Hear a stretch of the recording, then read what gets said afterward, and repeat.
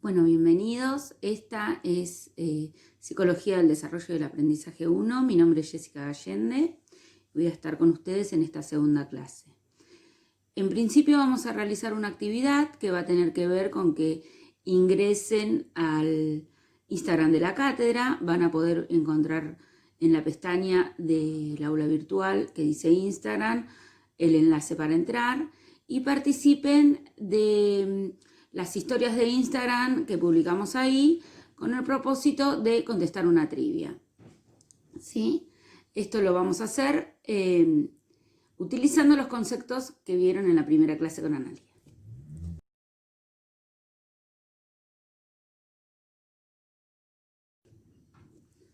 Bueno, para comenzar esta segunda clase vamos a decir algo que estuvieron hablando con Analia la clase pasada, y es que la psicología del desarrollo, como ustedes saben, tiene una base empírica.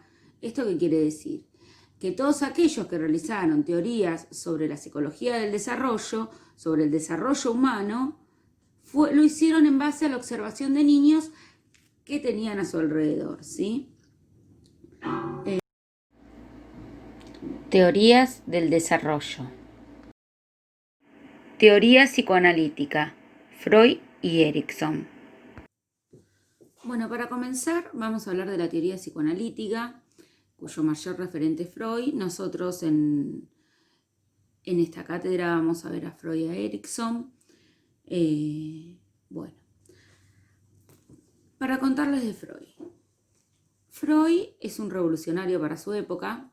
Pensemos en la época de la moral victoriana, y él nos viene a hablar de que los niños son seres sexuales, ¿sí? Entonces, lo que va a hacer va a decir que los niños tienen prácticas sexuales frecuentes, y esto va a romper con las ideas instaladas de la época en donde se cree, ¿sí?, que hay una inocencia infantil en cuanto a la sexualidad.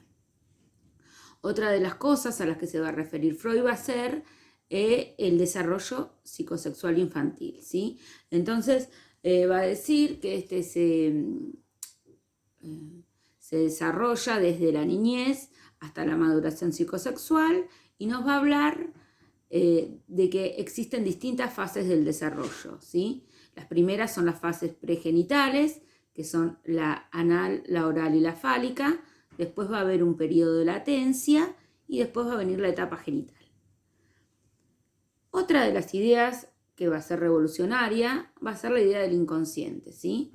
Va a haber una primera y una segunda tópica. Eso lo vamos a ir viendo más a profundidad cuando veamos Freud, pero para que se den una idea, él habla del inconsciente, ¿sí?, en un momento en que están en auge las ideas positivistas, ¿sí? ¿Qué quiere decir esto? Que todo era medible, todo era comprobable, todo lo que se investigaba tenía que ver con un método científico, ¿sí? Y él nos va a empezar a hablar de inconsciente, que es una entelequia, ¿sí? Que es una abstracción el inconsciente. El inconsciente no se puede tocar, el inconsciente no está en un lugar determinado del aparato psíquico. Entonces va a ser muy difícil de comprender para algunos todo esto que dice Freud. Otra cosa que hay que tener en cuenta es que los filósofos de la época van a hablar de un tiempo lineal, ¿sí? Y cuando nosotros hablamos de inconsciente, el inconsciente no tiene un tiempo lineal, sino cíclico. ¿Qué quiere decir esto? Cuando él empieza a tratar los pacientes, cuando Freud empieza a tratar de determinados pacientes, se empieza a dar cuenta, al hacer un recorrido histórico de la vida de estos pacientes, de que el síntoma tenía que ver con algo que había pasado antes, y que esa realidad no siempre tenía por qué ser real, esto que les había pasado. Bueno, entonces con esto él va a descubrir esto que les digo yo, que el tiempo es cíclico, y va a empezar a hablar de lo que son las huellas némicas, ¿sí?, y de cómo se va formando ese inconsciente, pero lo vamos a ir viendo eso más cuando veamos puntualmente a Freud, ¿sí? Bueno, después va a hablar de las instancias de la personalidad, el yo, el ello y el superyo, los va a describir, y va a hablar de cómo todas las experiencias tempranas van a ser a la subjetividad del sujeto o de la persona, ¿sí? Su método va a ser el psicoanálisis, ¿sí? Que se va a oponer a esto dominante que yo les vengo diciendo que es el método científico.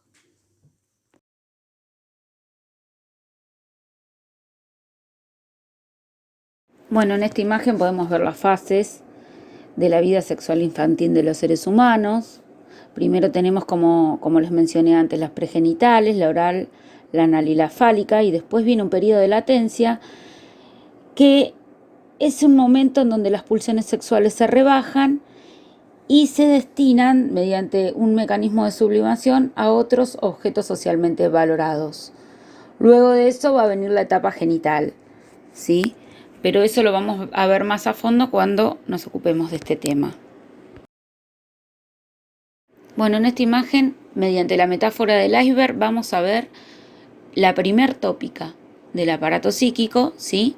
Los distintos lugares, vemos como la parte consciente es la que tiene más contacto con el mundo interior y cómo el inconsciente es un saber no sabido, ¿sí? Por eso Freud dice que el hombre es vivido por el inconsciente. Esta es la primer tópica. Bueno, acá vemos las distintas instancias de la personalidad. El yo, el superyo y el ello. El yo es el que media entre el ello y la realidad. El superyo es el heredero del complejo de Edipo, ¿sí? Y el ello es lo reprimido, ¿sí? Y se rige por el principio de placer y representa una posición, representa las posiciones. El yo es una parte del ello alterada, vamos a ver, por la influencia del mundo exterior. Esta es la segunda tópica que vamos a ver en profundidad cuando veamos Freud. Bueno, Erikson. ¿Qué va a hacer Erikson? Va a tomar algunas cosas de Freud y les va a agregar otras cositas más.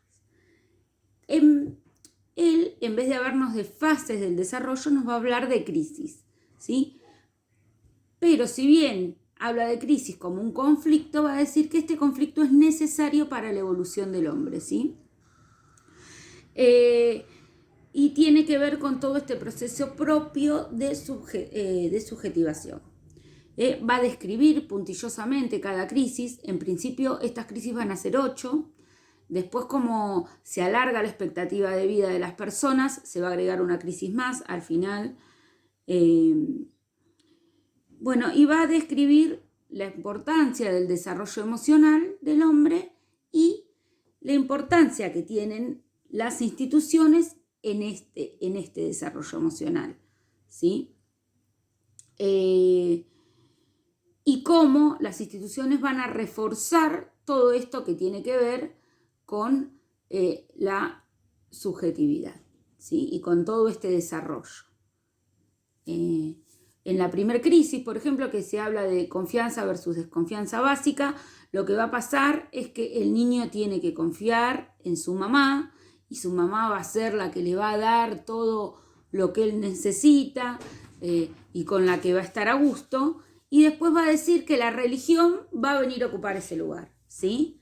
¿Por qué? Porque en la religión también hay un padre que nos provee, que nos da lo que necesitamos, bueno, en fin. Más o menos eso es lo de Erikson. Después vamos a ir viéndolo cuando nos toque el tema más profundamente.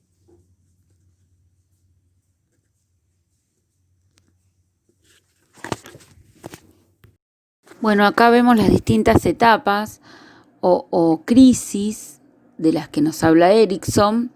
Después, cuando veamos profundamente esta teoría, vamos a ver que cada una tiene una fortaleza básica, esperanza, voluntad, propósito, ¿sí? Y una forma en que nos adaptamos para manejar estas crisis y que es, en definitiva, la forma en que nos vamos desarrollando o evolucionando. Teorías constructivistas: Piaget, Vygotsky y Brunner.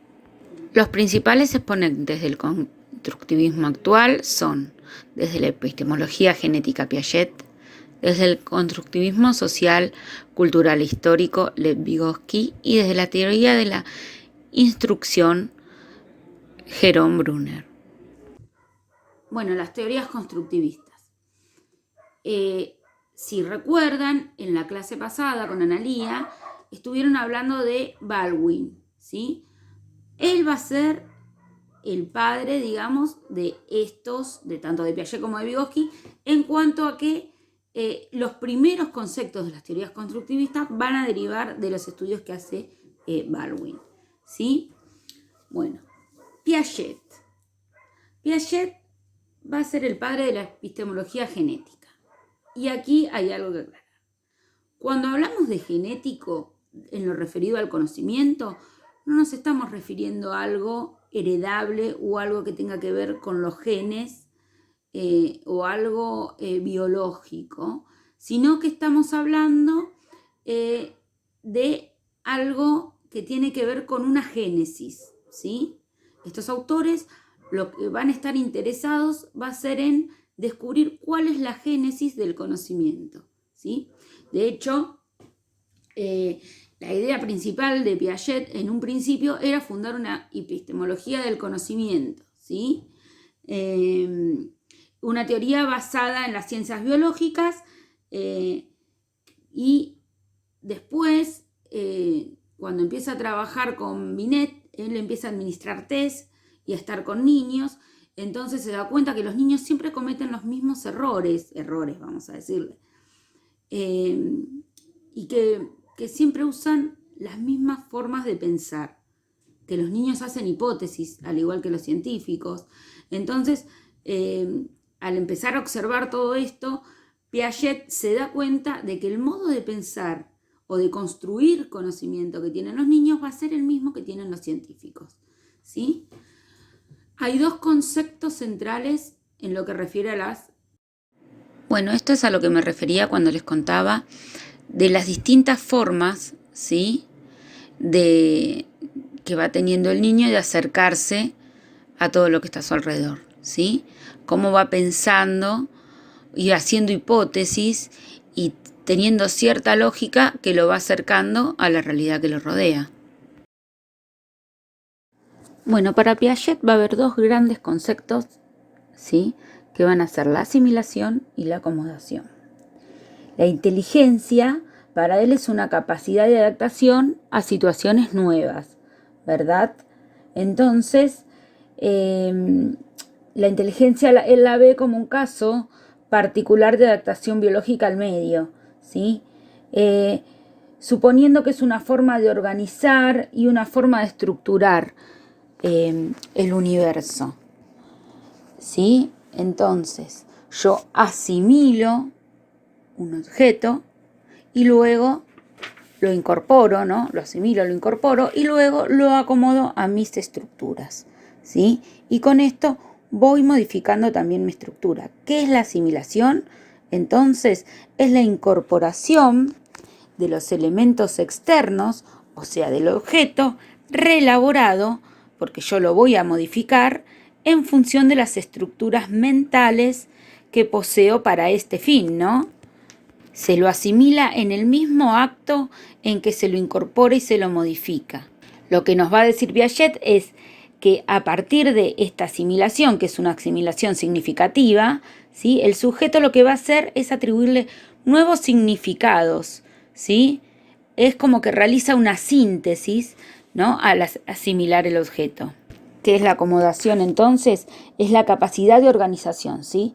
Yo asimilo este objeto nuevo y tengo que acomodar mis estructuras, ¿sí?, y sus cambios de forma para volver al equilibrio. Para Piaget, yo me enfrento a un objeto nuevo, ¿sí? Esto va a producir un desequilibrio en mi estructura. Entonces yo asimilo este objeto nuevo, lo acomodo a la estructura que tengo y modifico mi estructura. Entonces así voy evolucionando, ¿sí? El fin de las estructuras es volver al equilibrio, volver a mantener el equilibrio. Por eso él habla de estos dos como invariantes funcionales, ¿sí? porque son los mecanismos que hacen posible la adquisición de nuevos conocimientos y no varían en la construcción de conocimientos porque son siempre los mismos, más allá de que las estructuras vayan cambiando. Bueno, Piaget va a decir que la actividad es genuina del sujeto, ¿sí? ¿Qué quiere decir? Que el sujeto por sí mismo va a ir a conocer al objeto. Va a conocer al objeto, lo va a modificar y se va a modificar a sí mismo. Va a modificar sus estructuras. ¿Qué quiere decir con esto de que va a modificar al objeto? Quiere decir que en primera instancia va a ser a través de la acción, ¿sí? Lo va a conocer. Y luego va a haber una representación dinámica del objeto. Una representación, un punto de vista, una forma de ver al objeto que va a ir cambiando según vayan complejizándose sus estructuras, ¿verdad? Por eso dice que en realidad el llegar a conocer algo es conocer en su multiplicidad al objeto y que por eso muy pocos llegan a conocer. En cuanto a cuando nos hablas de estructuras, vamos a ver que cada vez que la estructura se va perfeccionando o que van avanzando las estructuras, no se pierde lo de la estructura anterior, sino que se va acomodando y se va modificando, ¿sí? Sin embargo, nosotros no nos reconocemos en una estructura anterior, ¿sí? Por más que haya invariantes funcionales y que las formas de conocer sean las mismas, mediante la asimilación y la acomodación, nosotros no somos incapaces de reconocernos en una estructura anterior. Bueno, estas son las distintas etapas del desarrollo cognitivo, ¿verdad? Nosotros en esta materia vamos a ver hasta la número 3, que dice etapa de las operaciones concretas, porque la etapa número 4 la ven en Psicología del Desarrollo y del Aprendizaje 2. Bueno, estas etapas Piaget las va a llamar estadios, ¿sí? Y cada una de ellas se va a caracterizar, a determinar por una estructura determinada, ¿sí? Que no es otra cosa que la forma que el sujeto dispone para abordar los distintos problemas, ¿sí? Y la forma en que va adaptándose y aprendiendo. Ves que la etapa número 1 dice aprendizaje mediante los sentidos. La etapa número 2 dice que ya hay función simbólica, o sea que ya tiene una representación de ese objeto, ¿sí? Y en la tercera etapa es la de las operaciones concretas, que lo que quiere decir es que hay reversibilidad de pensamiento. Pero bueno, esto lo vamos a ver profundamente cuando veamos Piaget. Bueno, Vygotsky. Vygotsky es un neoconstructivista, ¿sí? Y él lo que le va a criticar a Piaget, él lo que va a decir es que en la teoría piagetiana lo que falta es el costado social, ¿sí? Él va a decir que el conocimiento tiene dos momentos, uno que es social y el otro que se gesta internamente, ¿sí? ¿Cómo pasa con el lenguaje? ¿Sí? Todo conocimiento se gesta primero en lo social y luego se internaliza. Tanto Vygotsky como Piaget y todos los constructivistas lo que van a decir es, van a asumir el papel esencial del aprendizaje que deviene de la experiencia, ¿sí? Nosotros no hacemos una copia fiel del objeto o de la realidad, ¿sí? Sino que hacemos una representación, un modelo de esto que no es lo mismo, ¿sí?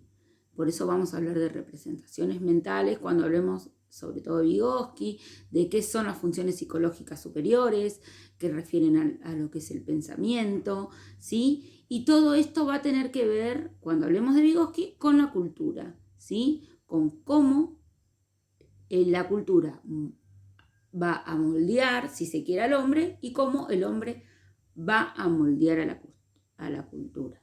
Va a cambiar, digamos, a la cultura. Vygotsky, a diferencia de Piaget, va a tener otro punto de vista, ¿sí? Pensando en lo colectivo, en cómo la gente se apropia de todo lo que, como él dice, está disponible en la cultura, ¿sí? y de cómo el conocimiento siempre, o el aprendizaje, va a estar mediado por otro. Esto, por eso, es uno de los conceptos fundamentales, el de la zona de desarrollo próxima. ¿Qué quiere decir esto? Que siempre hay otro que motiva, que promueve el aprendizaje, ¿sí? El concepto de desarrollo próximo lo que quiere decir es que hay una zona de desarrollo real, ¿sí? Hay algo que el sujeto puede hacer por sí mismo, con su propio conocimiento actual.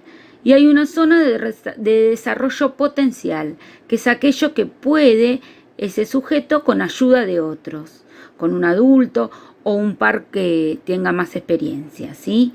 Y la distancia que hay entre esas dos zonas de desarrollo próximo nos da la idea de que alguien, ¿sí?, que puede lograr determinado conocimiento, le presta esa conciencia al otro. Por eso conocer para Vygotsky es ir adquiriendo crecientes grados de conciencia. Bueno, el concepto básico de Vygotsky va a ser la zona de desarrollo próxima, ¿sí? Que después va a tomar Brunner y va, a mi entender, a superarla al hablar de andamiaje. Este concepto lo que tiene de importante es que nos va a mostrar cómo van a pensar estos autores, o por lo menos Vygotsky y Brunner, que es el desarrollo, ¿sí? Para Vygotsky, el aprendizaje ayuda al desarrollo del niño, ¿sí? Ayuda. El aprendizaje tira del carro del desarrollo, va a decir. Para Piaget, recordemos que esto es al revés, ¿sí? Se necesita cierto grado de desarrollo para alcanzar tal aprendizaje. Esto es importante tenerlo en claro. Y los conceptos de actividad. Los conceptos de actividad entre estos dos autores son muy distintos. Como habíamos dicho, Piaget hablaba de una actividad genuina del sujeto. Para Vygotsky esto no es así, ¿sí? La actividad siempre va a estar mediada con un otro porque va a tener que ver con lo social, ¿sí? Primero va a ser un otro físico, que va a ser otra persona, y después va a ser un otro representación, si queremos decirlo así, porque va a ser otro pensamiento, ¿sí? Un otro símbolo mental.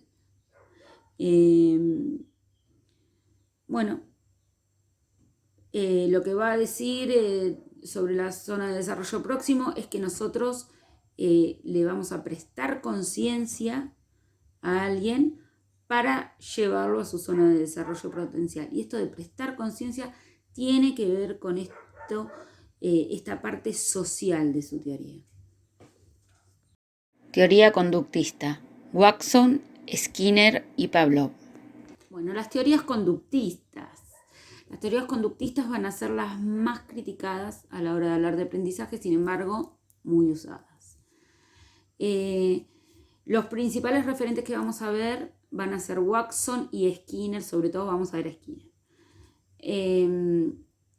El principal concepto que van a tener los conductistas va a ser esta relación entre causa y efecto, estímulo-respuesta. Se les critica que ellos pueden manipular de alguna manera a los individuos, y si yo voy a reforzar el estímulo, ya voy a saber la respuesta que voy a tener, entonces es como muy criticado esto. Sin embargo, como digo, muy usado para el aprendizaje. Pensemos, nosotros nos paramos desde el lado del constructivismo y decimos, vamos a que un niño aprenda las tablas de multiplicar, ¿sí? Entonces, les mostramos dos grupos de 3 para decir cuánto es 2 por 3. Y el niño va construyendo. Pero a la hora que el niño tiene que hacer la cuenta, no le damos tiempo a que el niño construya. Queremos que el niño sepa el resultado. Entonces, ¿qué hacemos? Las aprenden de memoria. Bueno. Watson era un admirador de Pavlov. Sabrán sobre los perros de Pavlov, que les ponía el alimento y tocaba una campanilla, entonces los perros empezaban a babear y llega un momento, siempre a la misma hora, ¿no? Así este experimento, Pablo. Y luego llegó un momento en que solamente con tocar la campanilla los perros empezaban a babear. Después tenemos a Skinner, ¿sí? Que es un neoconductista. Y que a esto del estímulo respuesta le van a agregar como refuerzo el premio o el castigo según la respuesta sea esperada o no. Bueno, después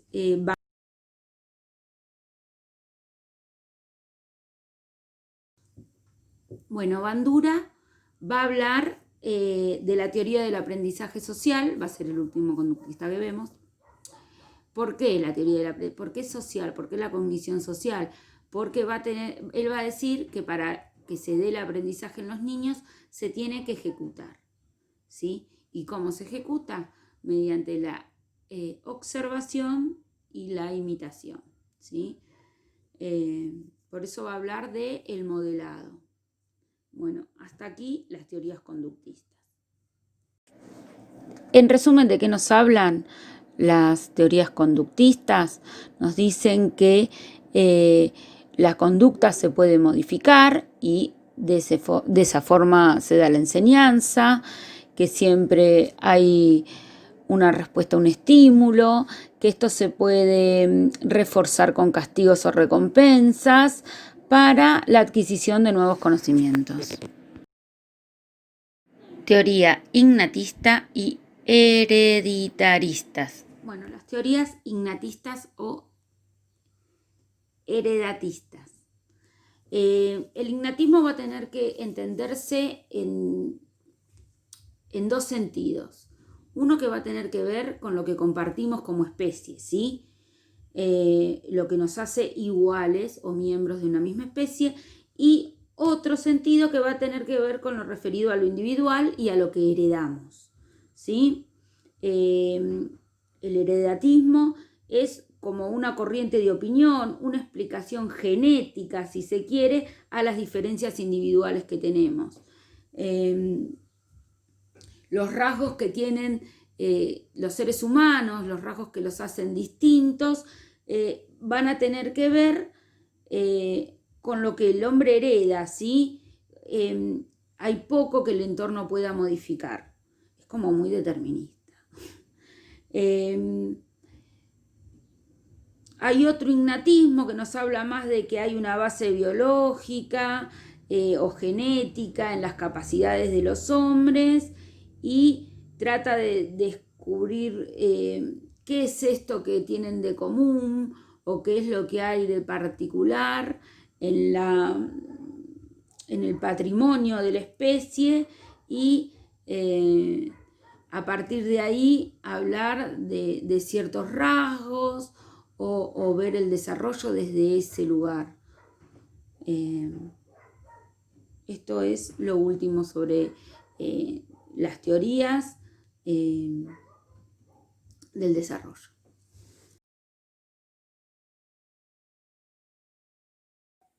Bueno, hasta aquí la clase de hoy. En la pestaña de actividad y abajo de la pestaña de clase van a encontrar la actividad que tienen que hacer. En este caso,